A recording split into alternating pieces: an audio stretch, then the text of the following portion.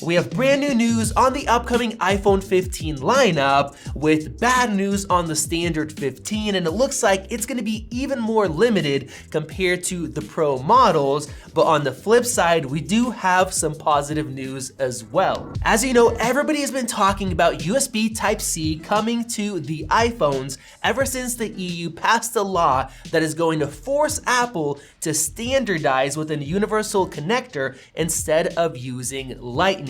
And recently, Greg Wozniak said that Apple will be forced to comply with this upcoming news. Now, you guys saw my video where I said I did not want USB Type-C coming to the iPhone if Apple is going to do the same thing that it's doing to other devices, where they are drastically limiting it to tech that came out almost 23 years ago. Now, USB Type-C is great, but I don't want a connector that's gonna be 10 times slower than a 2015 iPad, so I said I didn't want it, and Apple actually had up to the end of 2024 to switch over, but now, Min Chieh Kuo gave us some additional information.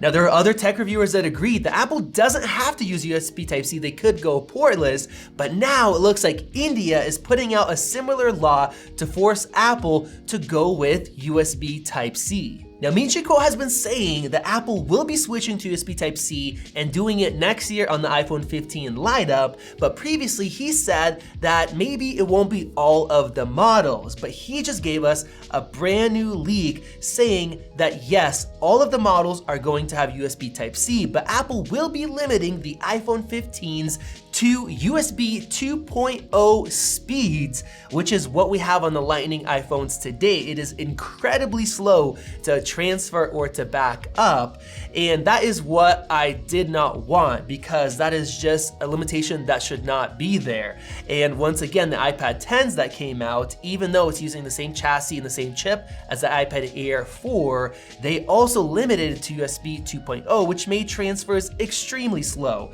Now, on the plus side, he also said that the Pro models will have faster transfer speeds, which is amazing news for all of us that are shooting these Pro RAW files with their iPhones and they want to back up and transfer files. But that also means that you will have to spend more money on the Pro models if you want to get that speed. Now, what he said in particular is that it could have either USB 3.2, which could be 20 gigabit per second, or what I personally want, Thunderbolt, because that goes up to 40 gigabit per second, and that stands out from all the other phones on the market. So Apple's gonna go from having extremely slow transfers and way slower than a Samsung phone to something that is incredibly fast. Now, we don't yet know what exactly it is going to have, but Apple could even try to differentiate the regular 15 Pro model with the Pro Max or the Pro Ultra, if they're gonna call it that,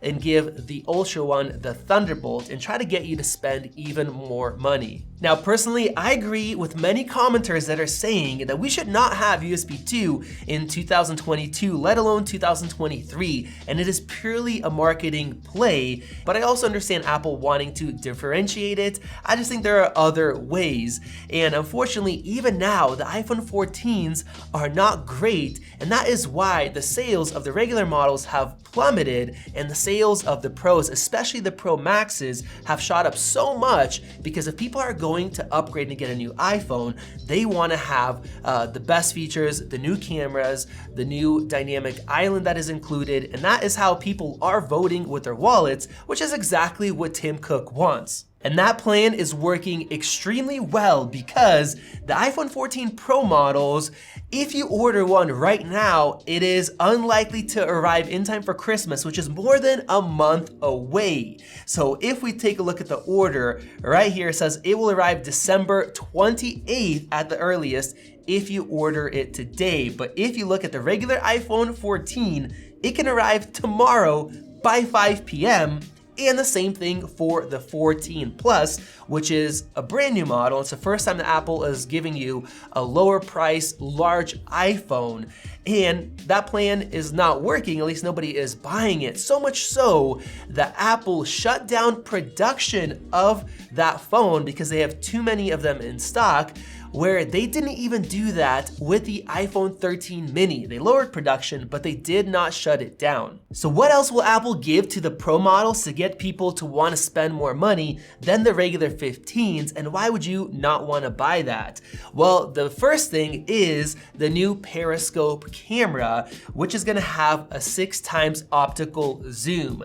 That is just going to come and potentially to only the Max model, the larger one, and that's going to push even more people to buy that model along with the Thunderbolt. Of course, we have ProMotion, which is really nice, and we have that always on display as well, which even though it does drain battery, and I showed you guys how you guys could save battery, people still want to have that. And Apple, they're listening to people's feedback, which is why the latest version of iOS 16.2 beta, Apple is now allowing you to disable the wallpaper and notifications for that always on display to make it a lot cleaner, just like with Android, and of course that uses less power. So if people want to do that by themselves, Apple's listening and they're giving us that.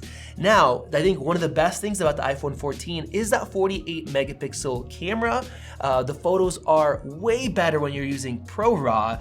Unfortunately, you can't shoot in JPEG, but maybe if people keep pushing Apple, they'll give us that ability. And of course, we had lots of talk about 8K, which did not come to the iPhone 14 Pros, but that is something that should be coming to the iPhone 15 Pros and Pro Maxes because the sensor is capable of giving us that. So with all those extra features, a lot more people are going to want to spend the extra money. And the regular 15, even though we are supposed to get a redesign on there and potentially even the dynamic island, when you have price points that are so close and all these extra features and not having those limitations on the regular one, like those USB 2.0 speeds, that is going to make even more people want to spend the extra money. And that is exactly what Apple wants right now to kick up the amount of money that they're making. And we can clearly see that by their actions, especially now we have the report of Apple employees internally being unhappy with Apple's new plans to show a lot more ads